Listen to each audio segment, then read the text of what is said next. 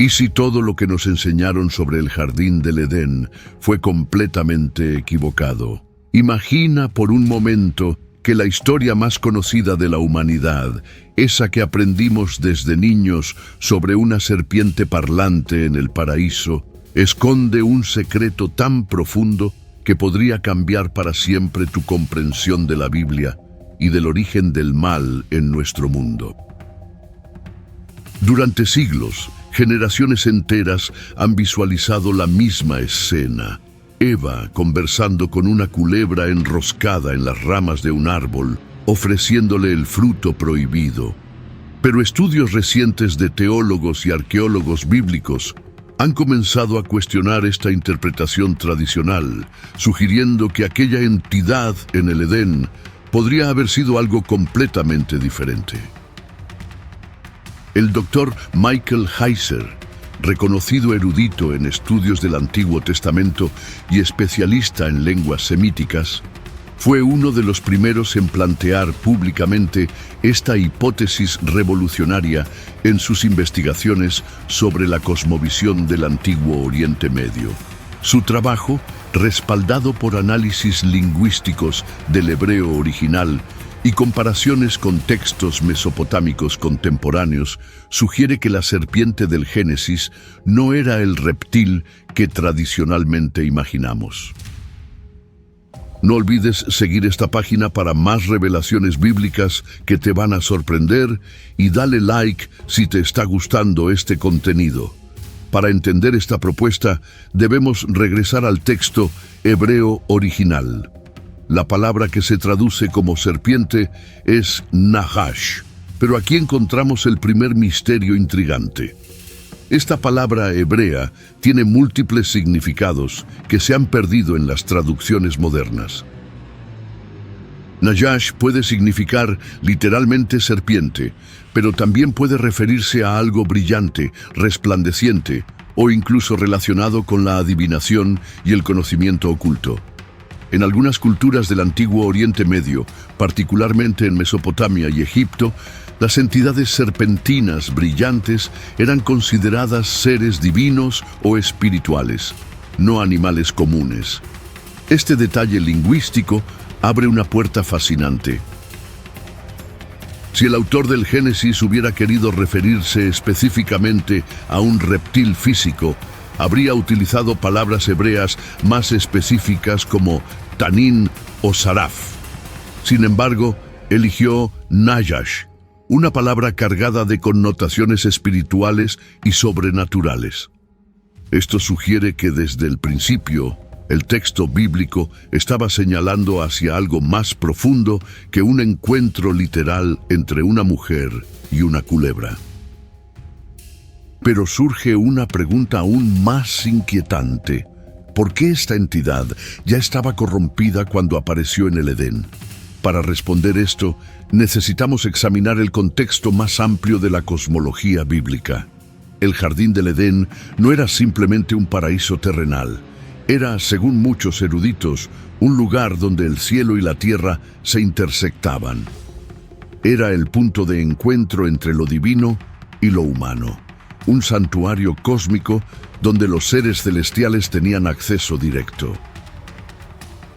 El profeta Ezequiel nos proporciona una pista crucial en el capítulo 28, donde describe a un ser que estaba en el Edén, jardín de Dios. Este pasaje habla de el querubín ungido que protege, una entidad de alto rango en la jerarquía celestial que fue perfecto en todos sus caminos desde el día que fue creado hasta que se halló en él maldad. Esta descripción coincide sorprendentemente con las características que tradicionalmente atribuimos a la serpiente del Génesis: inteligencia superior, acceso al conocimiento divino y una corrupción que precedió su encuentro con Eva. Las tradiciones rabínicas antiguas, particularmente el Targum Onkelos y varios Midrashim, interpretaron consistentemente que la serpiente del Edén no era un animal ordinario. Algunos rabinos del período talmúdico llegaron a sugerir que esta entidad había sido originalmente un ser celestial con forma humanoide, dotado de sabiduría y autoridad, que posteriormente fue degradado a arrastrarse sobre su vientre como castigo por su rebelión. Esta interpretación cobra más sentido cuando analizamos el comportamiento de la serpiente en el relato. No simplemente tentó a Eva con un deseo físico, desarrolló un argumento teológico sofisticado, cuestionó la palabra de Dios y presentó una filosofía alternativa completa. No moriréis, sino que sabe Dios que el día que comáis de él serán abiertos vuestros ojos y seréis como Dios, sabiendo el bien y el mal. Génesis 3, 4 y 5. Este no es el comportamiento de un animal, sino de una inteligencia superior con profundo conocimiento de la naturaleza divina y las consecuencias espirituales. Asegúrate de seguir para descubrir más secretos ocultos en las Escrituras. Comenta qué opinas sobre esta revelación y dale like si quieres más contenido así. La pregunta sobre por qué ya estaba corrompida encuentra respuesta en varios textos bíblicos que sugieren una rebelión celestial anterior a la creación humana. Isaías 14 y Ezequiel 28, aunque dirigidos a reyes terrenales, contienen lenguaje que trasciende lo meramente humano y parece describir una caída primordial. ¿Cómo caíste del cielo, oh lucero, hijo de la mañana? Isaías 14:12. Este lucero, o portador de luz, en hebreo es Elel, otra palabra que evoca brillantez y resplandor, similar a las connotaciones de Najash. Los manuscritos del Mar Muerto, descubiertos en Qumrán, proporcionan evidencia adicional de que las comunidades judías del período del Segundo Templo entendían la existencia de una rebelión angélica anterior a la humanidad. El libro de los vigilantes, parte de Primero de Enoc, describe detalladamente cómo ciertos ángeles se corrompieron y fueron expulsados de sus posiciones celestiales. Aunque estos textos no son canónicos, reflejan las creencias e interpretaciones teológicas contemporáneas sobre el origen del mal. Esta perspectiva también explica varios aspectos desconcertantes del relato del Génesis. Primero, ¿por qué Eva no mostró sorpresa al escuchar hablar a la serpiente? Si hubiera sido la primera vez que un animal hablaba, su reacción habría sido muy diferente. Sin embargo, su respuesta sugiere familiaridad con entidades que podían comunicarse racionalmente. Segundo, explica la severidad del castigo divino. Si la serpiente hubiera sido meramente un animal actuando por instinto, la maldición de arrastrarse sobre el vientre parecería desproporcionada. Pero si fue una degradación de un ser celestial a una forma inferior, el castigo cobra significado simbólico profundo. El Nuevo Testamento corrobora esta interpretación. En Apocalipsis 12:9, Juan identifica explícitamente: y fue lanzado fuera el gran dragón, la serpiente antigua, que se llama Diablo y Satanás, el cual engaña al mundo entero. Esta conexión directa entre la serpiente del Génesis y Satanás no es casual. Representa la comprensión apostólica de que el encuentro en el Edén fue la primera manifestación de una guerra espiritual cósmica. Jesús mismo confirma esta perspectiva cuando declara en Juan 8:44: «Vosotros sois de vuestro padre el diablo, y los deseos de vuestro padre queréis hacer. Él ha sido homicida desde el principio y no ha permanecido en la verdad, porque no hay verdad en él. Cuando habla mentira, de suyo habla, porque es mentiroso y padre de mentira». Esta declaración sitúa el origen de la mentira y el engaño en el principio, refiriéndose claramente al encuentro en el Edén. La corrupción previa de esta entidad también explica su estrategia específica. No ofreció a Eva simplemente un fruto apetitoso, le ofreció algo mucho más seductor: autonomía divina. Seréis como Dios. No era una promesa de poderes mágicos, sino una invitación a la independencia total del Creador. Esta misma tentación aparece repetidamente a lo largo de la historia.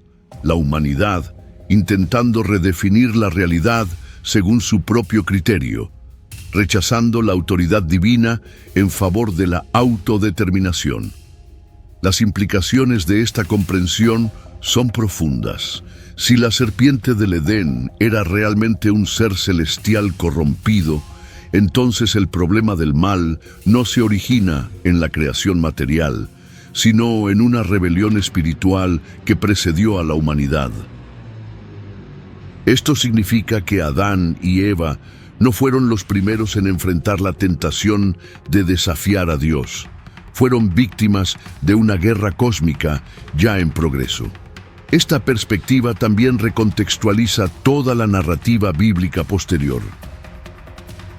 La promesa divina en Génesis 3:15 sobre la enemistad entre la descendencia de la serpiente y la descendencia de la mujer no se refiere a un conflicto biológico entre humanos y reptiles, sino a una guerra espiritual continua entre las fuerzas de la luz y las tinieblas.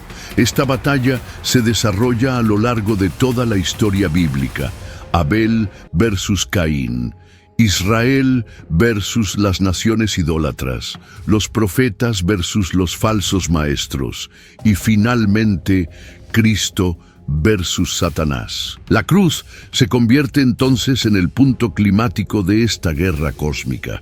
Cuando Jesús declaró "consumado es", no solo completó la obra de salvación humana, derrotó definitivamente al enemigo que había corrompido la creación desde el principio. Pablo lo confirma en Colosenses 2:15, y despojando a los principados y a las potestades, los exhibió públicamente, triunfando sobre ellos en la cruz. Pero quizás el aspecto más impactante de esta revelación es lo que significa para nosotros hoy. Si la serpiente antigua sigue activa, como sugiere Apocalipsis 12:9, el cual engaña al mundo entero, entonces las mismas estrategias que utilizó en el Edén continúan implementándose en nuestro tiempo. La promesa de "seréis como Dios" sigue resonando en ideologías modernas que promueven la autodeterminación absoluta, el relativismo moral y la redefinición de la realidad según deseos personales. Esta comprensión nos ayuda a reconocer que muchos de los conflictos actuales no son meramente políticos, sociales o culturales, sino manifestaciones de la misma guerra espiritual que comenzó en el Edén.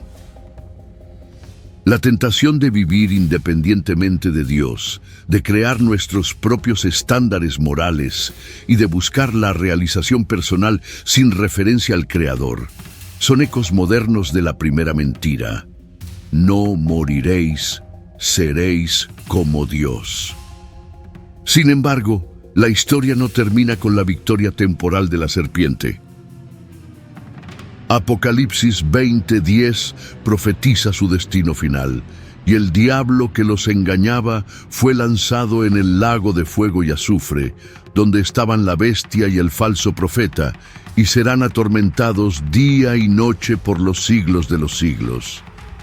La serpiente antigua, que una vez tuvo acceso al paraíso, que corrompió a la primera pareja humana, y que ha continuado su obra de engaño a lo largo de milenios, finalmente será derrotada para siempre.